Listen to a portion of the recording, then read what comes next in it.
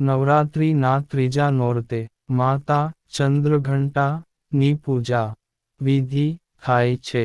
ચંદ્રઘંટાનો અર્થ છે જેના માથા પર અર્ધચંદ્ર ઘંટાના રૂપથી શોભિત છે.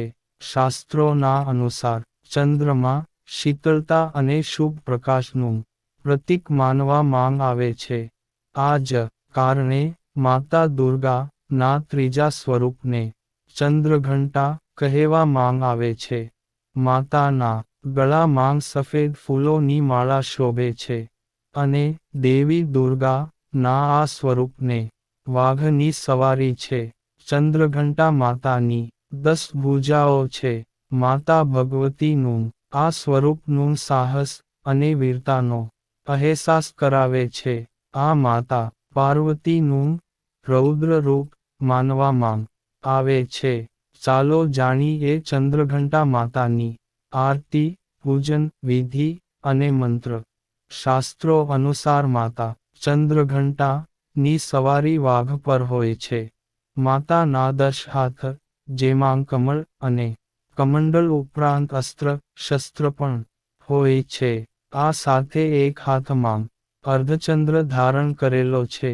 ભક્તો માટે માતાનું આ સ્વરૂપ સૌમ્ય અને શાંત છે.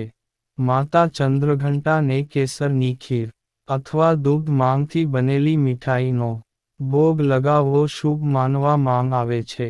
આ માટે તમે ઈચ્છો તો માતા ચંદ્રઘંટાને પંચામૃત, ખાંડ અથવા મિશ્રી પણ અર્પણ કરી શકો છો. નવરાત્રિના ત્રીજા દિવસે માતા દુર્ગાના ચંદ્રઘંટા સ્વરૂપની વિધિ વિધાનથી આ મંત્ર ઓમ દેવી ચંદ્રઘંટાએ નમઃ નો જાપ કરી આરાધના કરવી જોઈએ.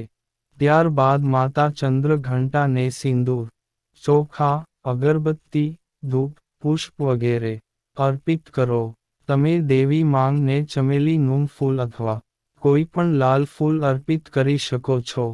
સાથે જ દૂધમાંથી બનેલી કોઈ પણ મીઠાઈનો ભોગ લગાવી શકો છો. પૂજા દરમિયાન દુર્ગા ચાલીસા નો પાઠ અને દુર્ગા આરતી નું ગાન કરો. જો તમે ઈચ્છો તો દુર્ગા સપ્તશતી નો પણ પાઠ કરી શકો છો. આરતી અને ક્ષમા યાચના મંત્રપાઠ કરવા નું ન ભૂલો. સાચા મનથી માતાની આરાધના કરનાર ભક્તોની દરેક મનોકામના પૂરી થાય છે. આ ઉપરાંત ભય માંગથી મુક્તિ મળે છે.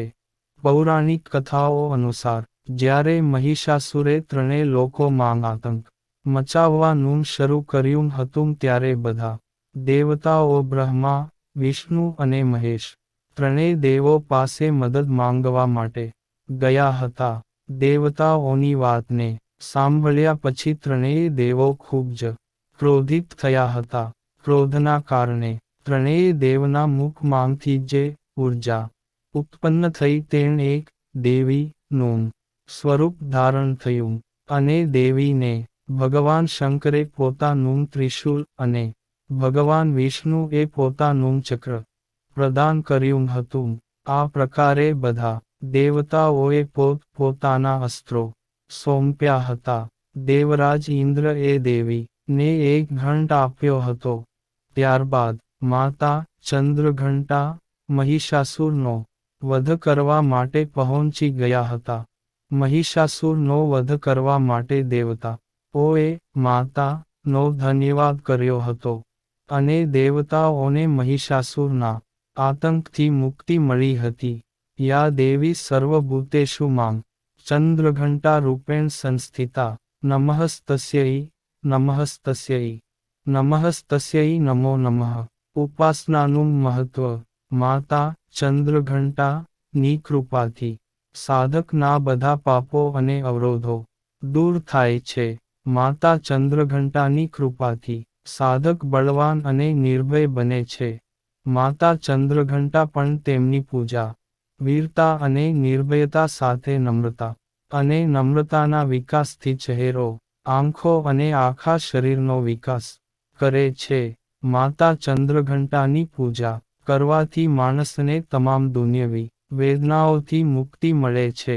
તૃતીયા પર ભગવતીની પૂજામાં દૂધનો મુખ્ય પ્રભાવ હોવો જોઈએ અને પૂજા પછી બ્રાહ્મણને દૂધ આપવું તે યોગ્ય માનવામાં આવે છે.